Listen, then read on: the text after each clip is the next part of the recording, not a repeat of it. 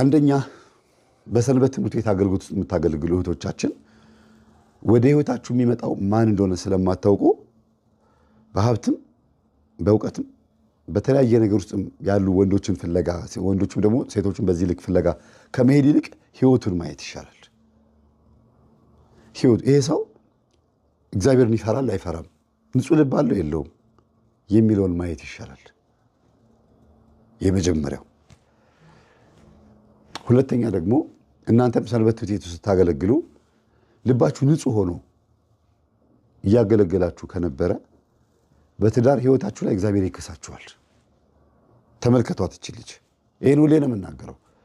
የትኛውም ሰንበት ተማሪ፣ የትኛውም ካህን፣ የትኛውም ሰባኪና ዲያቆን እግዚአብሔርን ባገለገለበት የንጽህና ልብ ልክ ነው እግዚአብሔር ህይወቱ ላይ ትዳሩ ላይ የሚሰጠው። አጭበርብሮት አታሎት ከሆነ ትዳሩ ላይ ይታያል፣ ህይወቱ ላይ ይታያል። ወይም ደግሞ ትዳር ባይኖረም ስራው ላይ፣ ገንዘቡ ላይ፣ ደሞዝ ላይ፣ ህይወቱ ላይ ይታያል። ሁልጊዜ መቼም ሰንበት ተማሪ አትሆኑም፣ ትወጣላችሁ፣ የራሳችሁ ህይወት ትኖራላችሁ። ከስንት አንዴ ብትመላለሱ ነው ካገባችሁ በኋላ። ስታገለግሉ መንፈስ ቅዱስ እያያችሁ እንደሆነ፣ የምታገለግሉት ታቦት እየታዘባችሁ እንደሆነ፣ አባላትም እናንተን እያዩአችሁ እንደሆነ መርሳት የለባችሁም። ነገ እግዚአብሔር የአፌን ፍሬ አይደለም የእጄን ዋጋ የስራዬን ይከፍለኛል ስትሉ በመጥፎም በጥሩም ማሰብ ያለባችሁ። እንዲህ አድርጌው ከነበረ እንዲህ ይሆንብኛል፣ እንዲህ አድርጌለት ከነበረ እንዲህ ያደርግልኛል። እግዚአብሔር እጅ በእጅ የሚከፍል እንደሆነ ራዕየ ዮሐንስ ምዕራፍ 22 ላይ ተናግሯል። እንደ ቸርነቱ ስለምንኖር ነው እንጂ ይቅር በለን ስለምንል ነው እንጂ።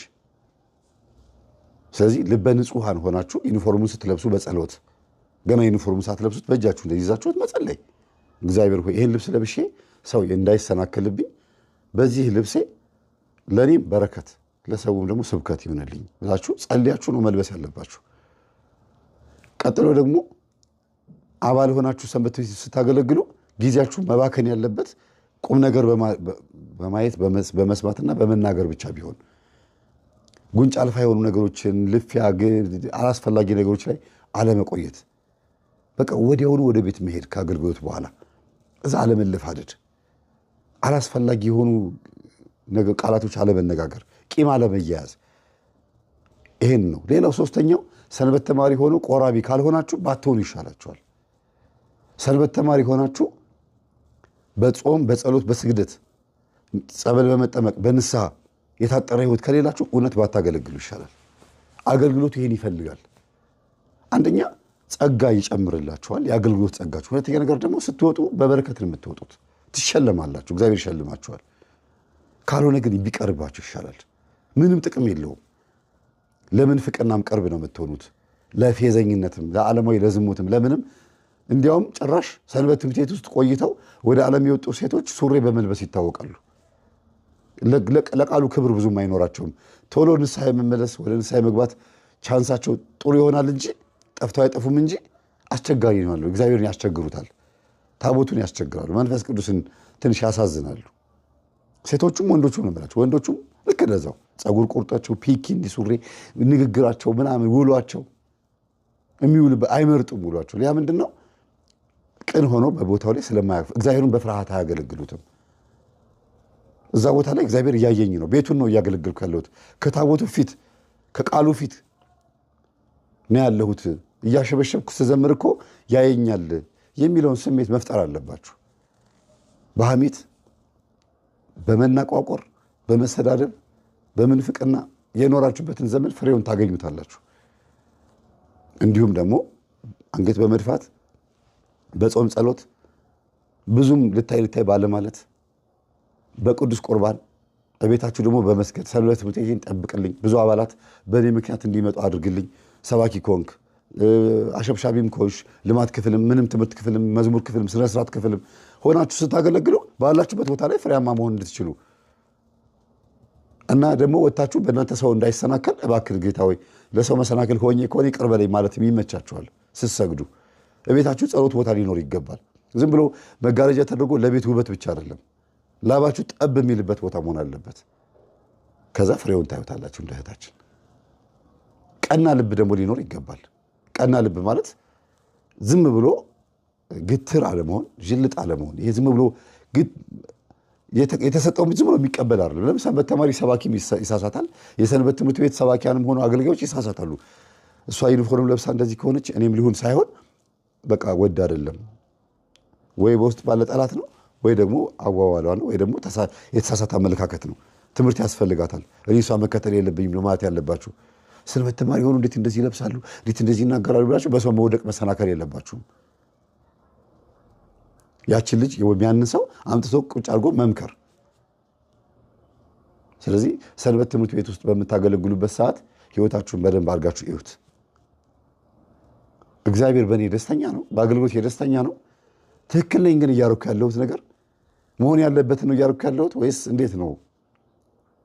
ለምንድን ነው ሰንበት ቤት የገባሁት ብላችሁ አስቡ። ማንን አይቼ ነው? ዩኒፎርም ለብሰው አይቼ ነው? ዩኒፎርም ለመልበስ መጥቼ ነው? ወይስ በረከት ከታቦቱ ወይም ከእግዚአብሔር ከመንፈስ ቅዱስ በረከት መካፈል ፈልጌ ነው? ምንድን ማገልገል የፈለጉት ለምንድን ነው ብላችሁ ጠይቁ ራሳችሁን። ትንሽ ነገር ቢናገሩኝ ምቀር ሰው ነኝ ወይ? ዩኒፎርም አትለብሽም ብባል ምንድን ነው ስብናዬ? አገልግሎት ብከለከል፣ የሆነ ነገር ችግር ቢፈጠር፣ ሰንበት ትምህርት ቤት እንድቀር የሚያስገድድ ነገር ቢመጣ እውነት ከቤቱ ምቀር ነኝ ወይ? አኩራፊ ነኝ ወይ? የአገልግሎት አኩራፊዎች አሉ። ለምን ተናገሩ የሚሉ ለምቦጫቸውን ጥለው ቤታቸው የሚቀሩ እናንተን የቀረባችሁ። እነሱ ያገለግላሉ፣ እናንተ ቀርታችኋል። ስለማን ብላችሁ ነው የምትቀሩት? እዛው እየተጋፈጥክ እየተፋለምክ እዛው እውነትን እየመሰከርክ እዛው ታገለግላለች። ወዴት የምትጠፋው? ከጠፋማ ጠፋ ነው። በዛው እኮ ከሄድክ ነው በቃ። ለመመለስ ብትሞክር ራሱ እንደ መጀመሪያ አይሆንልህም።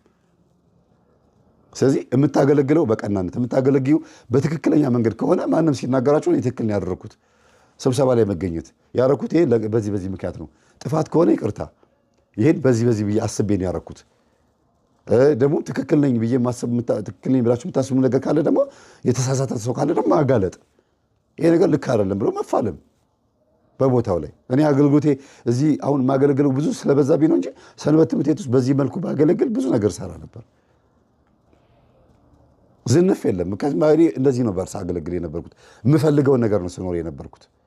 ይሄኛው ስራ ትንሽ ወጥሮኝ፣ ሚዲያ ላይ ያለው ስራ ትንሽ ወጥሮኝ ጊዜ ፋታ ስላጣሁ ነው። አንድ ቀን ቢሮ ነኝ እንደዚህ አገለግላለሁ፣ አንድ ቀን ደግሞ ዶር ቱ ዶር በየቤቱ ቤት ለቤት አገለግላለሁ፣ ጨሌ ያስጥላለሁ፣ እመክራለሁ፣ ለቅዱስ ቁርባን አበቃለሁ። እኔ ራሴ ደግሞ የተጣልኩኝ እንዳልሆነ ቤቴ ገብቼ ደግሞ ቀጠቀጣለሁ፣ ሰግዳለሁ። ከስንቱ ደብተራ ይመጣል፣ ከስንቱ ባለቃልቻ ባለዛሮች በቤታቸው ስገባ የሚመጣብኝ አለ። ያ ደግሞ መሰናክል እንዳይሆንብኝ ሰው እንዳላስቀይም ደግሞ ቀጠቅጠዋለሁ ገብቼ። ብዙ ፍልሚያ ስላለሁ ልጆች አሉኝ፣ ትዳር አለኝ። ደግሞ ይሄ ሆኖብኝ እንጂ ሰንበት ትምህርት ቤት ሜጃ ጊዜ ባገኝ ኖሮ ስንት ከልማት ጀምሮ እስከ ንስሐ አባት እስከ ማስያዝ ድረስ ስንት ስራ በኮርስ ትምህርት ጭምር ማለት ነው ስንት ነገር ባደረግን ነበር። ግን ከልማት ይልቅ ግማት ነው የበዛው በብዛት። ምናልባት ለማ ቢባል የሰንበት ትምህርት ቤቱ ዩኒፎርም ወይ ወንበሩ ወይ አዳራሹ ቀለም ሊቀባ ሊቀያየር ይችላል። አምሮበት ሊታይ ይችላል።